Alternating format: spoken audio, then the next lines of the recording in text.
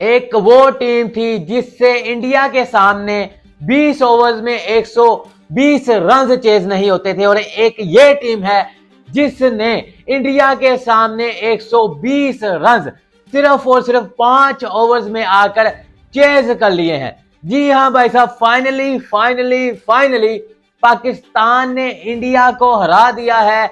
120 run का जो एक टारगेट था भाई साहब, वो पाकिस्तान ने निहायत आसानी से हांगकांग सुपर सिक्सेस में चेज कर लिया है। भाई साहब, वो जो 120 का दुख था ना हमें कि पाकिस्तान से T20 वर्ल्ड कप में 120 नहीं हो सके 20 ओवर्स में, तो आज मुझे लगता है कि वो गम थोड़ा सा हल्का हो जाएगा। जिस तरह से पाकिस्तान ने इंडिया को हराया, ना सिर्फ हराया है बल्कि भाई साहब जलील करके हराया है कि पाकिस्तानी बैटिंग ने आकर इंडिया की बॉलिंग के परखच्चे उड़ा दिए थे। हांगकांग सुपर सिक्सेस, माना के भाई साहब छोटे ग्राउंड होते हैं, वहां पर बॉलिंग क्वालिटी की नहीं ये वो फलां, लेकिन भाई साहब दोनों टीमें बराबर की होती हैं। 6 ओवर उसको भी मिलते हैं, 6 ओवर भाई साहब हमें भी मिले थे। बाउंड्री उनके लिए भी छोटी थी, बाउंड्री हमारे लिए भी छोटी थी। बॉलर्स हमारे भी भाई साहब कुछ रेगुलर थे और कुछ नॉन रेगुलर बॉलर थे, तो ये भाई साहब सब बहाने एक साइड पर। लेकिन जो भी है फाइनली पाकिस्तान जीत चुका है इंडिया से। पाकिस्तान ने इस टूर्नामेंट में हांगकांग सुपर सिक्सेस में तबाही मचा दी है, अपने दोनों मैचेस जीत लिए हैं। पहले भाई साहब यूएई को हराते हैं और फिर इंडिया को हराते हैं, और दोनों के दोनों मैचेस 10 विकेटों से जीते हैं। अभी भाई साहब अब कहेंगे कि 10 विकेटें तो होती नहीं, 10 विकेटें मैं इसलिए बोल रहा हूं कि कोई विकेट गवाए बगैर 6 विकेटें टोटल होती हैं। 6 प्लेयर्स भाई साहब पार्टिसिपेट करते हैं, और कोई भी प्लेयर जब 50 से ऊपर रन बनाता है तो उसको मजबूरन रिटायर्ड होना पड़ता है। और इस सिलसिले में वेल डन भाई साहब आसिफ अली, वेल डन भाई साहब मोहम्मद इखलाक, वेल डन फहीम अशरफ। आसिफ अली ने ना सिर्फ पहला मैच जिताया बल्कि दूसरा match, main match, major match जिस पर सबकी नजरें थी, पैसा वसूल मैच था, वो भी इंडिया के खिलाफ आकर सेम वैसे जितवाया जैसे यूएई के खिलाफ जीता था। जिस तरह भाई साहब आसिफ अली ने धुआंधार बैटिंग की है, यानी कि पहले भी 50 रन बनाते हैं और रिटायर्ड हो जाते हैं। इंडिया के खिलाफ भी आकर तकरीबन मेरे ख्याल में कोई 12 गेंदों पर 50 रन बनाते हैं। दोनों मैचेस में भाई साहब तेज तरीन 50 रन बनाए, और छक्के चौके सिर्फ और सिर्फ भाई साहब 2 चौके मारे होंगे, बाकी छक्कों की गेम रही है। और एक साइडेड भाई साहब वन साइडली उन्होंने हराया है यूएई को भी और इंडिया को भी हराया है। यहां पर भाई साहब इंडिया और पाकिस्तान के अगर मैच की बात करें तो इंडिया ने पहले खेलते हुए, पाकिस्तान ने पहले भाई साहब फील्डिंग का फैसला किया।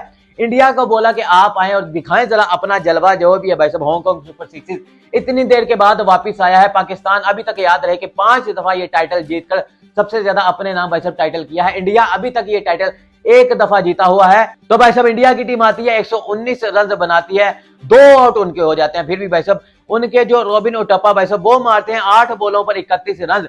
फिर भारत चिपली ये अच्छा खेलते हैं भाई साहब, इन्होंने आकर जो है ना ये कहते हैं कि वो टारगेट दिया जो फाइटेबल था। 16 बॉलों पर 53 रन बनाते हैं। केदार जाधव 8 रन बनाते हैं 3 बॉलों पर। मनोज तिवारी 17 रन बनाते हैं 7 बॉलों पर। स्टुअर्ट बिनी भाई साहब 4 रन बनाते हैं 2 बॉलों पर। 2 विकेटें भाई साहब जो फहीम अशरफ लेते हैं, यानी कि फहीम अशरफ ने अपनी बॉलिंग से भी जलवा दिखाया और बैटिंग से भी, और भाई साहब दिखाना बनता था। ये थे पाकिस्तान के जो है कैप्टन थे फहीम अशरफ। फिर जब पाकिस्तान की बारी आती है, लग रहा था भाई साहब जिस तरह पाकिस्तान की बैटिंग है और इंडिया की बॉलिंग इस तरह की खास नहीं कि पाकिस्तान ये मैच जीत जाएगा, लेकिन इस कदर वन साइडेड बगैर कोई विकेट गवाए 5 ओवर के अंदर टारगेट को चेज करके बता दिया कि हांगकांग टूर्नामेंट सिक्सेस की भाई साहब ये सबसे बेहतरीन टीम है। क्योंकि पहला मैच भी सेम इसी तरह से जीता है, वहां पर भी कोई विकेट नहीं गवाई थी, दूसरे मैच में भी कोई विकेट नहीं गवाई। मोहम्मद इखलाक 40 रन बनाते हैं 12 बॉलों पर, 4 छक्के 3 चौके। आसिफ अली 55 रन बनाते हैं सिर्फ और सिर्फ 14 बॉलों पर, यानी कि सॉरी भाई साहब 14 बॉलों पर उन्होंने मेरे ख्याल में पहले मैच में भी 50 बनाई थी, उसके बाद दूसरे मैच में भी यही भाई साहब किया था, यानी कि फास्ट 50। फिर भाई साहब उन्होंने 7 छक्के मारे हैं, 2 चौके लगाए हैं। फहीम अशरफ आते हैं 5 बॉलों पर 22 रन बनाते हैं। आखिरी ओवर में आकर भाई साहब वो मैच को बिल्कुल खत्म कर देते हैं, यानी कि 3 छक्के वो भी लगाते हैं और 1 चौका लगाते हैं। 5 बॉलों पर 22 रन बनाते हैं। इस तरह से भाई साहब पाकिस्तानी टीम आसानी से इंडिया को इजीली वन साइडेड हरा देती है। और अगर भाई साहब पहले मैच की बात करें जो पाकिस्तान और यूएई के दरमियान हुआ था, वहां पर पाकिस्तानी टीम ने 128 रन किए थे, कोई विकेट वहां पर भी नहीं गई थी। पहले खेलते हुए। फिर भाई साहब ये मैच क्लोज गया था और यूएई की टीम को पाकिस्तानी टीम ने 115 रन पर ऑल आउट कर दिया था। आखिरी ओवर तक गेम चली गई थी। यहां पर भाई साहब जो विकेट्स की बात करें तो आमिर यमीन ने ये मैच कह लें कि भाई साहब जितवा कर दिया था और आसिफ अली ने रन से जितवा कर दिया था और आमिर यमीन ने अपनी बॉलिंग से जितवा कर दिया था। शहाब खान ने 1 विकेट ली, आमिर यमीन ने 2 विकेट ली और आसिफ अली भाई साहब जो कि नॉन रेगुलर बॉलर थे उन्होंने भी 2 विकेटें ली। और पाकिस्तान इस टाइम वो पहली टीम बन चुकी है जो कि क्वार्टर फाइनल के लिए क्वालिफाई कर चुकी है। यानी कि भाई साहब अब उम्मीद करते हैं कि इंडिया भी करे क्वालिफाई और इंडिया पाकिस्तान का हमें दोबारा से एक मैच देखने को मिले। अगर तो फाइनल देखने को मिल गया इंडिया पाकिस्तान का तो इससे बेहतर, इससे बढ़कर भाई साहब और क्या होगा। हांगकांग सुपर सिक्सेस में जिस तरह से अवाम भाई साहब सपोर्ट करने आ रही है, रश देखने को मिल रहा है। पहले भाई साहब इंडिया ने जब रन बनाए तो वो बहुत खुश हो रहे थे, बाद में जब पाकिस्तान की बैटिंग आई पाकिस्तान ने दिखा दिया कि भाई साहब रुको जरा, सब्र करो, हम भी अपना जलवा दिखाना जरा रह चुका था।